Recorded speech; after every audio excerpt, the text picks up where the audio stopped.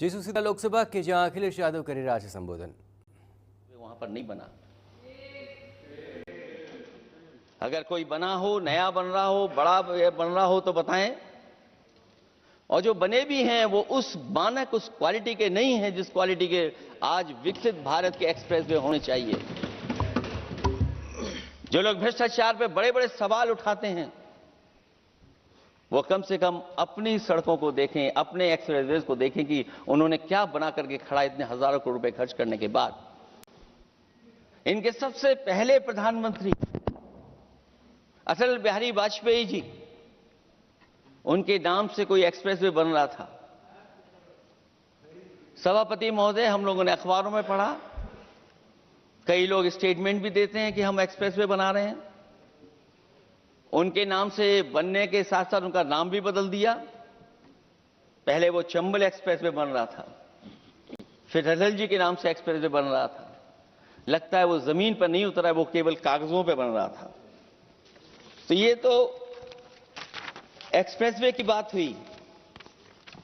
सबसे बड़ा सवाल यह है कि किसान को लेकर के इन्होंने कहा कि किसान की हम आय दोगुनी कर देंगे। आज हमारा किसान इस उदारीकरण में कहां खड़ा है? जिस किसान को लेकर के पूरे देश के सभी राजनीतिक दल चिंतित रहते हैं, इस डील के बाद हमारे किसानों का हाल क्या होगा? और जब सब कुछ विदेश से ही आएगा तो हमारा किसान भारत में क्या उगाएगा, जमीन पर क्या उगाएगा और क्या बेच पाएगा?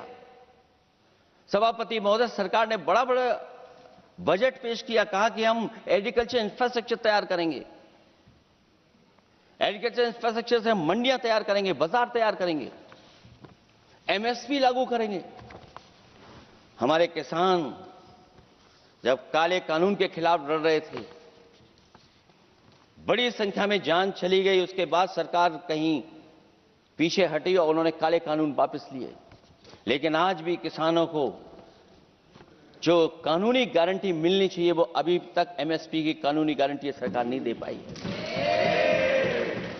और जो 23 क्रॉप और हॉर्टिकल्चर क्रॉप और दूध को लेकर के सरकार दावा करती है कि हम सब्जियां इतना, हॉर्टिकल्चर क्रॉप्स हमारी इतनी ग्रो कर गई हैं, हम दुनिया में इतना पैदा कर रहे हैं।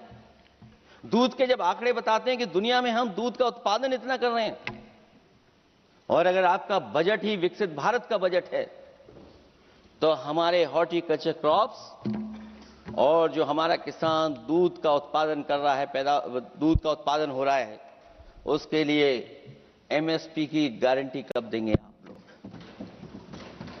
और गारंटी हम लोग इसलिए मांग रहे हैं क्योंकि उसको घर कैसे बनाएगा, घर कैसे चलाएगा, अगर उसको लाभ नहीं मिलेगा, बच्चों को कैसे पढ़ाएगा, अपनी बेटियों को हंसी खुशी विदा कैसे कर पाएगा? और इधर तो जहां फसल की कीमत नहीं मिल पा रही है, सभापति महोदय, सोने के भाव कहां पहुंच गए हैं? पहले गरीब सोचता था जब हम अपनी बेटी की विदा करेंगे तो कुछ सोने का एक सामान खरीद करके दे देंगे उसको। जैसे जैसे बीजेपी की सरकार चली और आगे बढ़ती गई, 12 साल ऐसे हैं आ गए कि अब तो चांदी तो दूर, अगर यही सरकार चलती रही तो लोहे पर पीतल चढ़ाकर भी गरीब अपनी बेटी की विदाई नहीं करा पाएगा। कैसे अपने भविष्य के लिए 2 पैसे जमा कर पाएगा? मतलब आज क्या खाएगा, कल के लिए क्या बचा पाएगा? ये किसानों के बड़े सवाल हैं। अवाद टीवी